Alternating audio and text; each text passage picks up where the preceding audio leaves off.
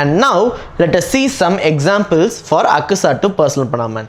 Zum Beispiel mit accusative, which means examples with accusative. So I have already explained you about the dative personal pronomen and how to utilize that in a sentence, right? Now let us see about accusative personal pronomen. See, for example, ich habe eine Geschenk für dich, which means what? I have a gift for you. So ich is the nominative personal pronomen, right? And the verb is getting conjugated. So ich habe ein Geschenk für dich. So if I want to say I have a gift for you, for this you, what is the personal pronomen that I am going to use here? Of course, I am going to use the accusative personal pronomen. That is, for you it is dish. What is for you? It is dish, for informal. Okay.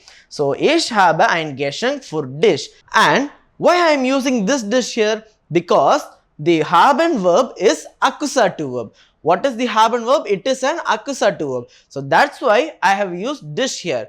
So if it is a dative verb, then what I will use there? I will use the dative personal pronomen. Not only for you, if you want to say for any other person, you can just replace the personal pronomen with accusative, not with any other forms like nominative or dative. Okay, let us see another example.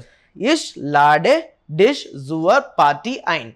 So what is the example? Ich lade dich zur Party ein, which means I invite you for the party. What is the meaning? I invite you for the party. See, einladen is a separable verb. So ich is conjugated with the verb and ein is in the end of the sentence. Okay. Since einladen is an accusative verb, we have used the accusative personal pronomen here. See, dish.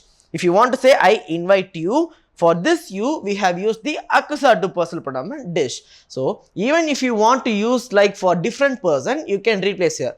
Some student may ask, for even in nominative, we have this use, right? Du, ihr, sie. Why can't I use du here instead of this? It is very simple. As we know already, we can't conjugate a single verb with two persons, right?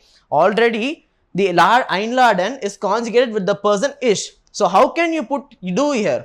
It can't be conjugated in that way, right? You can't write it in this way like ich lade du zur Party ein, because we can't conjugate a single verb for two persons. So that's why we are using another personal pronomen which is accusative or dative. So what we are going to see there, whether if the verb is going to be accusative verb, we are going to use accusative personal pronomen. If it is going to be dative, then we will use the dative personal pronomen. So what is the main content here? You must know the verb and mit, accusative and dative. Only then you can use these personal pronomens in a sentence properly. So what is the another way that can be found here, which is, can you see here, there is für here.